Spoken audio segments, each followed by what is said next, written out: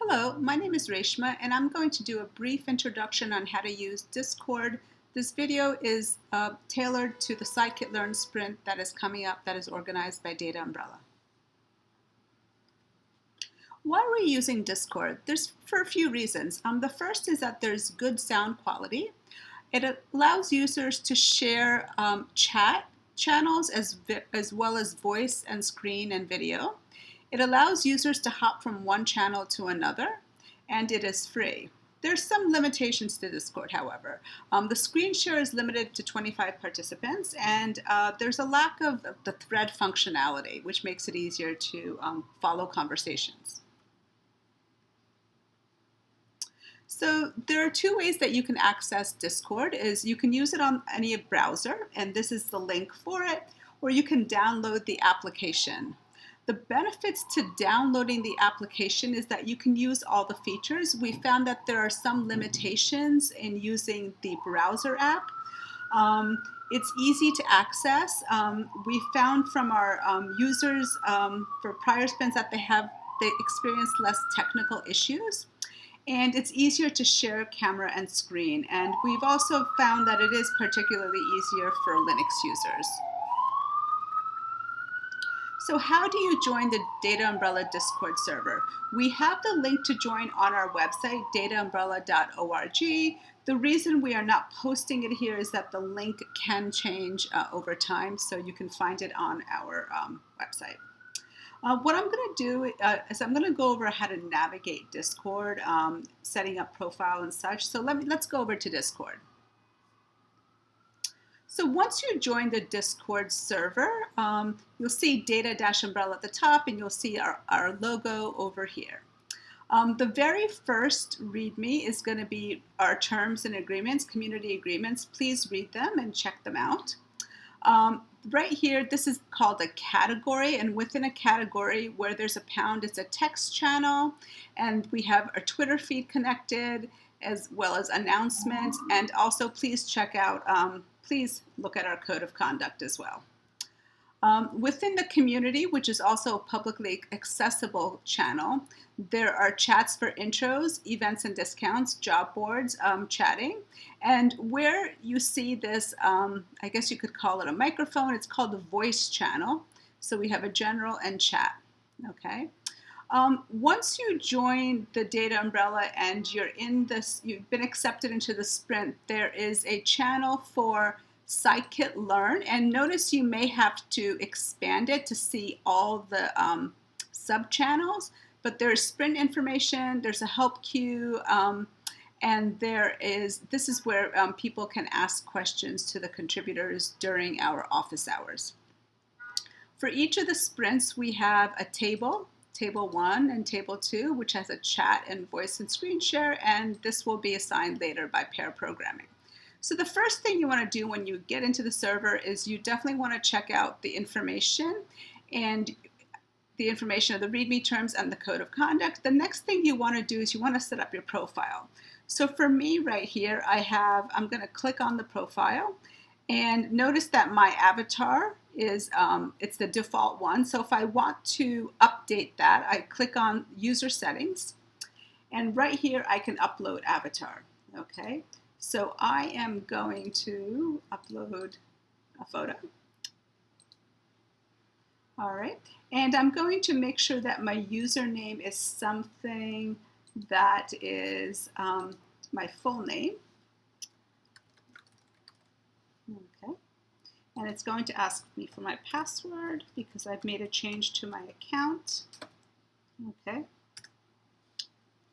and right here it says save changes, so I'm going to save changes. We recommend for the sprint that you have a photo. It's not required, but we recommend it because it's a way for us, the organizers and the Scikit-Learn core contributors, to get to know you as well as other people in the sprint.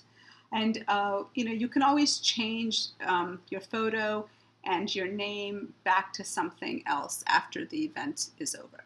So I'm going to click out of it and go there. Okay. Next, I'm going to go back to the slides and that.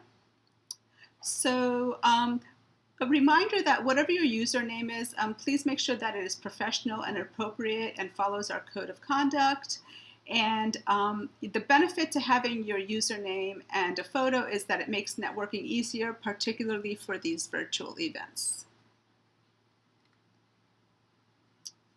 Okay, and this is just a reminder that these categories right here, Scikit Learn Sprint right now, are viewable by you once you have been added to the categories by an admin at Data Umbrella. Okay.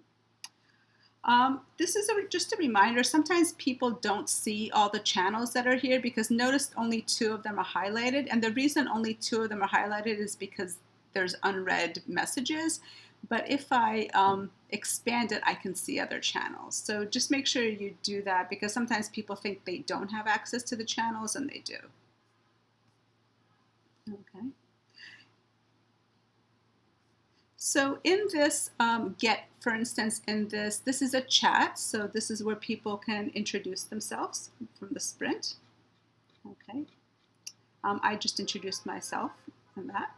And get help is, notice it says connecting, and I can do video screen, and I'm going to go to screen, and I can share my screen. I can also double click on it, and notice that I pop up, and when other people have joined the channel, their name and photo will also pop up here. And we also have if I want to exit it, I just click on this disconnect, which is a red circle with a phone and an X. Okay. And then if I want to hop over to the break lounge and just take a break and chat with people, I double click on that and I am there. And once again, if I want to exit, I have this red button with a phone and an X. That's, if I hover over, it says disconnect, so I'm going to disconnect myself. During the sprint, you'll work at a table with pair programming partners, and we'll assign that. And as an example, right now we have tables, and each table has a chat channel, which notice there's a pound for text, and there's one for screen share as well. Okay, notice I went into the chat and screen share was still there, so I'm going to double click on it and I'm going to disconnect. There's chat, and then people can hop from table to table, and we have about 22 tables, and that will correspond to each of the pair programming assignments, which will be done later. Okay. This is just a reminder that the Data Umbrella Discord server is used regularly, so please don't put any personal information in the chat, such as your phone number or email address. What will happen is after the sprint is over, we have reused these tables from past sprints. So for instance, let's go to one of the, for instance, I guess we're at table 17, right? Notice that this is from the past sprint, and you can see the discussion that went on between the pair programming partners. And just keep in mind, don't share anything personal because somebody else may be joining this table in the future. If you have any questions, email us at data.umbrella.dei@gmail.com.